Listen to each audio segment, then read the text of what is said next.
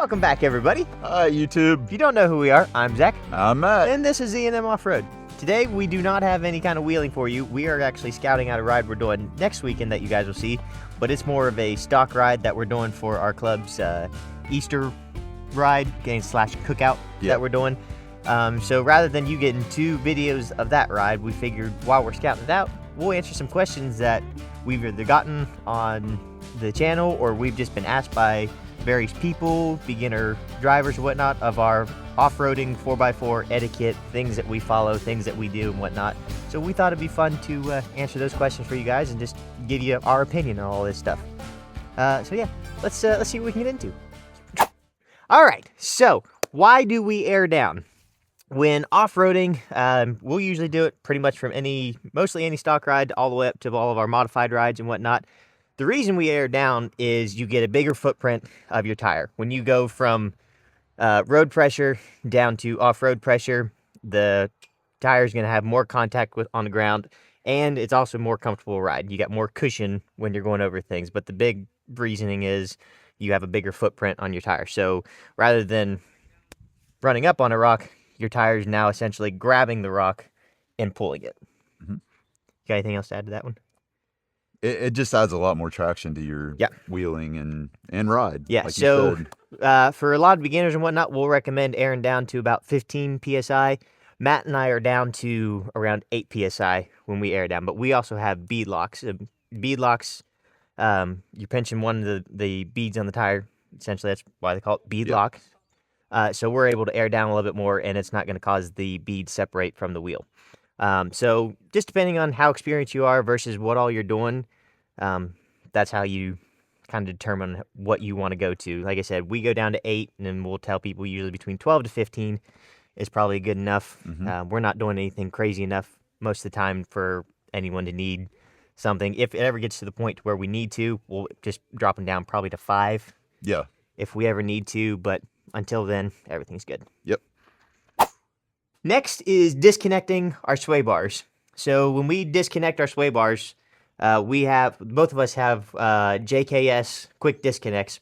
You pull a pin and you pull the sway bar end link out, and then we'll just zip tie them up out of the way. That's allowing your front end to have as much flex as possible. When your sway bar's connected up, it's stopping your vehicle from swaying, essentially. So undoing those gives your axles all the flex you need. That way, when we're going over obstacles, we always have a point of contact on either side. At some point in time, we're going to upgrade to anti-rocks from Rock Jock. That'll allow us to not have to disconnect, and we are super excited for whenever that day happens, because we will never have to disconnect again. Anti-rock is awesome, but it's witchcraft. We're still trying to figure out how it works. It's amazing. With the anti-rock, you'll be able to stay hooked up, and that'll still give you the same amount of flex that we would normally have if we were disconnected. But until then, we're doing just fine. Yeah, it works. And again, it's another comfort thing too. It keeps the vehicle from being so tight, so when you're off-road, it just you just move along with the rocks. And again, most of this that we're going to tell you, this is just personal preference. By no means do you have to do everything we're doing or anything like that. This is our opinion. This is what we've come to know and used and whatnot, and it just works best for us. And that's why we are explaining it to you guys. Yeah. Take it as you will. If you want to use some of this stuff, go for it. If you don't, that's up to you. We're just giving you our opinion.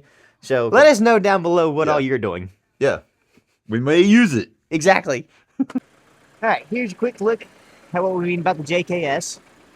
So you disconnect here, that pulls out, and we'll zip tie it up here, and then pull these up out of the way. That disconnects your sway bar. And then Craig actually just got the anti-rock for his Jeep. That's so cool. He'll be able to stay connected, but still have all the flex that he needs. It's pretty cool. Yes, dear. How do you choose a line? Like when we're off-roading? Yes, when you're on a trail and you're going over an obstacle, how do you choose your line? So it definitely depends on if it's just Matt and I day, or if it's the trail gang, or if we're on a group ride. Usually if it's just Matt and I or the trail gang, we will try just about anything we can get our tires on if we're feeling confident enough. At that point, we usually just go at random on whatever lines we want to choose. and try to get more and more aggressive with our wheeling. Or with a group, we try to watch what we're doing, especially if there's some beginners or new people to wheeling. We try and make sure that we don't pick aggressive lines, and we try and pick lines that we know everyone can do. But the big thing is just you have to get out and you have to wheel and you have to get more and more experience. You need to know what your Jeep's capable of, and you have to know what you're capable of as a driver. And so the more and more you do, the more lines you know you're going to pick, and you'll know what your Jeep can do if you're looking at a really steep rocky hill climb that you want to try. It literally just comes down to what you're confident with and what you think your Jeep's capable with. And if you come wheeling with us, we will definitely help you find that fine line from where yes you can to no you can't kind of thing. And knowing when to ask for a spotter? Yeah. That's what we're always, you need a spotter, don't be afraid to say that you need a spot, because we are more than happy to help you get across an obstacle, because the feeling of accomplishing a new, bigger obstacle it's awesome. And it doesn't matter what Jeep you're in. The excitement in people's faces and emotions whenever they conquer a new obstacle is awesome. So definitely knowing when to pick your lines, definitely be with a group, know what your Jeep's capable of, and know what you're capable of. And like I said, I sound like a broken record, but just get out and wheel. Go wheeling, find a group, be with the group, go with your buddies, whatever, and just start wheeling. Safely, obviously, we want you to be safe, but yeah, I really don't know. I really wish I could give you more insight on how I pick my lines, but I'm just trying to pick the coolest line that honestly look good on video and what'll make me feel awesome at the end of it. Makes sense. Yeah. We're pausing this. This is the next day. While going through editing this video, the next few videos didn't have any sound. I blame Josie. Sorry, Joe. No, I don't think I had these connected up right, and I don't know how I didn't notice it, but we went through 4 questions at various different spots, and there was no sound. So we're going to answer these questions for you right now. So the first question was, do we use 4 high or 4 low? And simple answer is, we use both, but for the most part when we're on the trail, we're using 4 low. 4 high is for highway speed, like 55 all the way up there. You can still use it when you're traveling slow, but it's a higher ratioed gear for It's high more for speeds. foul weather conditions, Yeah. snow, stuff like that's what I use it for. Yeah, when we're on the trail, we pop it in 4 low. That changes the torque of everything. It just makes the ride better, gives you traction better, turns off all the electronic nannies that are in there. 4 low is just what we do. We hit the trailhead, boom, 4 low. If we ever hit blacktop, we'll kick it out, obviously. But for the most part, all day long, we're in 4 low. Again, these are all just our opinions. This is what we use all the time. You guys use what you want to use. Let us know down below what you guys use. But when we're on the trail, we're in 4 low all day. We have no issues, no worries, no nothing. We always know every time we put our foot down, we're going to have instant traction. We're not going to have to worry about stopping, putting in neutral, all that stuff. Don't have to worry about it. Just put in 4 low and go. Yep. Truck's happy. The Jeeps are happy that way. Let's see. What do we do in preparation for an off-roading day? Quite a long list for the most part. You want to start with this one? I'll start with, I always retorque my lug nuts. Yeah. You know, just to make sure that they're tight, torqued. I mean, it's simple, but I do it. Yeah. Yeah, definitely making sure, just go do once around of everything. You don't have to do the whole basic maintenance of everything, but just going around making sure all your wheel lug nuts are tight. Check your control arms, check your anything that's going to be articulating, flexing that you're beating on or just using more often than anything else. Just check everything. It doesn't take that long. Hell, most of the time all you need to do is just wiggle it, and if it doesn't move, you're good. You don't have to be so crazy about that. Exactly. We always make sure, actually, with Nemesis and Otis, we don't really take our stuff out. If we were doing some cleaning, then that's about the only time our stuff comes out. But other than that, all of our tools that we bring along, our recovery gear that we bring along, everything that we have stays in the Jeeps. So we don't really have to worry about prepping in that sense on if all of our stuff's there, because it never left. So we always make sure we have tracks, or snacks. Snacks. Tracks. We make sure we have our tracks. No, snacks and drinks Always make sure you got some water, some snacks or whatever, especially if you have a kiddo behind you. I'm hungry kind of thing. Or if you have an Alethea in the passenger seat. She gets I'm hungry. hungry. She gets hangry. Love you, Mom. Yeah, just making sure you have all that kind of stuff. I mean, I'm pretty sure everyone out there is smart enough to know what they need to bring along. Like I said, we have all of our recovery gear. That's kinetic ropes, soft shackles, D-rings, making sure our winch controller is always in the Jeep because you don't want to get out there and forget about that. Basic tools. You don't need to go out and buy crazy expensive tools Nope. and whatnot. I know most everything that we carry is just stuff that we have gathered throughout our life, and we've just started throwing it in boxes and carrying along with us. So as long as you have like basic tool sets, you should be fine. We're not rebuilding engines out on the trail. No. We're just doing simple mends or fixes if we need to. I carry extra fuel. Most of the time, we don't ever have to worry about that, but it's nice knowing we have about 4 gallons extra if we need to. We always try and make sure that we're fueled up before we hit the trailhead, and then if we need to, depending on how far we are from home, we will top off before we head back home. Again, that's just get with a group. If you're with a group, you'll be all right. Yep. Somebody's going to have it. The trailing gang we have more recovery and tools gear than we all know what to do with. Exactly. We could spread it amongst everyone, and everyone would still have plenty. So, if there's anything else that you carry, let us know down below. Are you worried about getting stuck? Yes and no.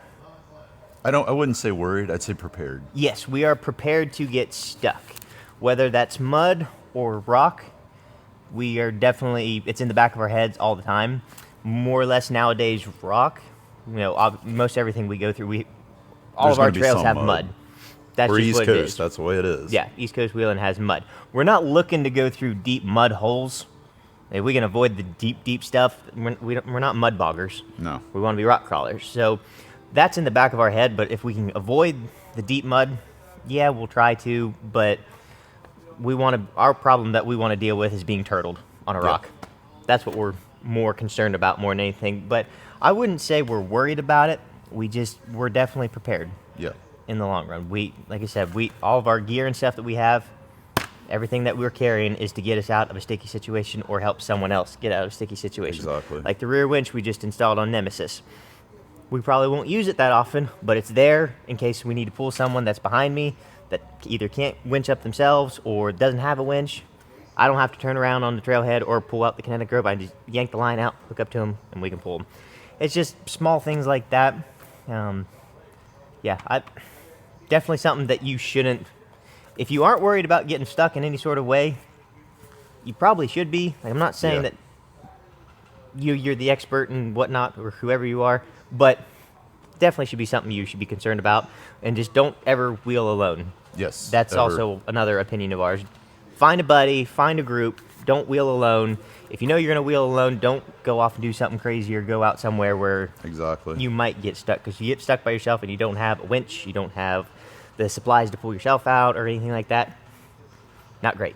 So, I think we covered that pretty well. Yeah, even if you have a winch on the front of your Jeep, that still doesn't mean you can recover yourself if you drop down into something. Right. And I mean, obviously you can because you have the rear winch. I can go both ways now. Yeah, exactly. But No. Moving on. How do you know where to go? This question, I'm kind of wording it a little weird. We're assuming when people are asking this, we're meaning like, what trails do you know you can go to when you're out there? How do you know which direction you need to go? The big thing is we use Onyx. We are big advocates for Onyx. I'm actually an Onyx ambassador for them. It's just a great off-roading app to use, especially if you upgrade to their Elite package. It works in offline mode, so you always have your map even when you're out in BFE and you don't have any service. It'll still work for you. It has, I'm trying to think of the words, property lines of everyone's property. That way when you know you're traveling around, you're not going into someone's property where you shouldn't be. It makes sure you stay on the trail and whatnot. YouTube. Watch YouTube. yes. We do that every day. Yep. if you have an idea of where you want to go, just search that on YouTube. That area, Somebody's that been trail, there. Someone has been there. We promise you, there is a video out there of someone being there, whether it's newer or older. We always try to make sure before we go out, we watch the most recent video, even if it's somewhere we've been. We like to see what the terrain has kind of changed to, because trails change. Yeah, they do. They change all the time. All the time. Especially on the East Coast. Yep. A little bit of rain washes out everything. Yep. So watch some YouTube. Watch our YouTube videos. Yeah. They're great. We're trying to be very intuitive and give you all the information that you need. We're getting better. Yeah. But yeah, watch some YouTube videos if you want to know a little bit more about where you're going. That way you can kind of get an idea of the terrain, the severity of obstacles and whatnot. In our case, join a Jeep club or an off-roading club. Find people of like-mindedness to go out with. That's how we've found a lot of, trails that we've done. Yeah, pretty much. much. Last weekend, for instance. Yeah, if you guys watched the Vinton County ride we did. Zach and Eric Adams. Yeah, from the Jeep Club Mojo in Ohio. They showed us around some of their local trails. We mapped it out on Onyx, and now we have that route mapped out to where we can go back to it and follow it. And also, the more and more you go out to these trails, you'll memorize to where you're going, to where you really won't need maps. If you keep going back to this same spot over and over again, you're going to know where you're going. I mean, yeah. But yeah, find some Jeep clubs, find some friends, whatnot. If you join our club, Off Camera Jeep Club, we do all kinds of things. We go all places. We go places, do things. Yeah. That's what we like to do. And we will always take you around. It's either usually Matt and me leading and tail gunning, or Travis and Melissa leading and tail gunning. And pretty much everyone else that's with us, they know where we're going to, and we can trust them to lead us if need be. But we'll take you out anywhere. Yeah. Just find someone of like-mindedness and just because follow. You're not in our state doesn't mean we're not coming to your state to wheel. So. Exactly. If you got events going on that you'd like us to come to, let us know down below. We would love to come see you and wheel with you, whatever you want to do. Just let us know. That'd be awesome. And on the topic of Onyx, there is other off-roading apps. There's Gaia. I think the other one's called Geely, maybe. Yeah. There is like various different types of off-roading maps that are out there. Hell, sometimes you could even use Google Maps or Apple Maps, depending on what kind of they'll show something wheeling you're doing. Because especially in West Virginia, a lot of trails are public roads, so they do technically show up on regular maps for the most part. There are some that basically follow creek beds that aren't on there. But yeah, find an off-roading map, find a Jeep club, watch YouTube, ask questions. Don't be afraid to ask questions. We promise you, especially with us too, if you have a question about something, please ask us, because we've all started at nothing. Yeah, exactly. In our opinion, no one started out as an expert. Again, all of these are opinions, our opinions. Don't get too mad at us. This is our opinions. Everyone started out as novice. Exactly. Ask questions. I really wish I did when I first started all this kind of stuff. It took me longer to get into the serious side of things, and I would have gotten to it a lot earlier if I would have asked questions, but I never did. So ask questions. Be open about it. We'll help you. If you have questions, just ask us. Get a hold of us on here, on Instagram, TikTok. If you have a random ask question, we'll help you answer it if we can. Or even better, come join us. Yes. Ask us about our events, and we'll tell you all about them. And you can come join us and have fun. It's great. All right. I think that's everything we missed. So on to the next question.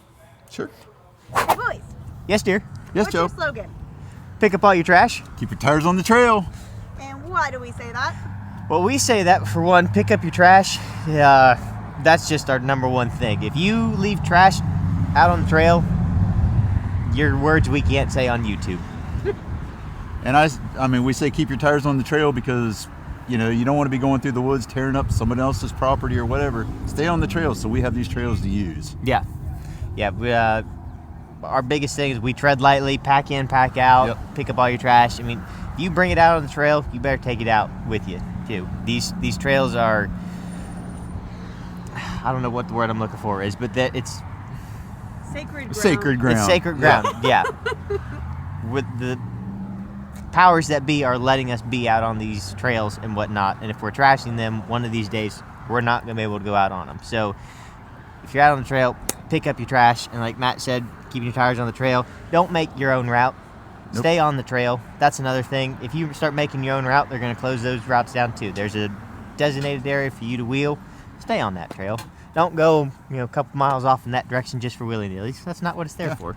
Yeah, it may not be a public trail over there. It may be someone's private ground. Yeah. And Somebody's property you don't know about, Yeah. and they may not be as friendly as we are. exactly. So yeah, that's why we tell you pick up your trash, keep your tires on the trail. Last one, boys, I got a question. Yes, Okay. dear. Do I need to have a lift or big tires to come wheeling? That's completely up to you. Yeah, depends on what you want to do with What your do vehicle. you want to do? At the end of the day, you got to ask yourself that question. What do you want to do? Where do you want to wheel? And how bad do you want to wheel? Some circumstances, a big lift and big tires makes the trail easier, Yeah. but not necessarily depending upon what you want to do, like Zech said. Yeah. So like if you want to follow Matt and I around, obviously we do things from stock all the way up to modified, and we're even gradually going past that modified stage, and we want to get more and more extreme. We're getting there. So obviously we want to do a little bit more different things with our lift. One day we may upgrade to some bigger stickies and whatnot, you know, armor underneath. I mean, the off-roading world is nuts with how much crap you can do to modify these things. And money you can spend. And money you can spend. Yeah. So it genuinely just comes down to what you want to do. If you just want to take your first time, just bought a Jeep, and you want to take it out, there's plenty of trails out there where you can try it out. And then if that excites you, you can start small, do a small little lift, 33s, 35s, nothing too serious, and that'll get you even farther.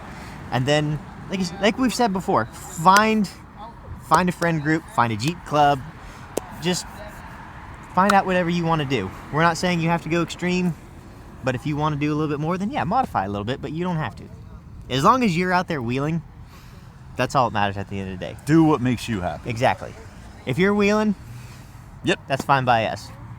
All right, guys, so that's it for the day. We hope you enjoyed these questions, and we hope we did answer all the questions that you might have been thinking about, or just stuff we wanted to bring up to you. Hope everything was to your liking.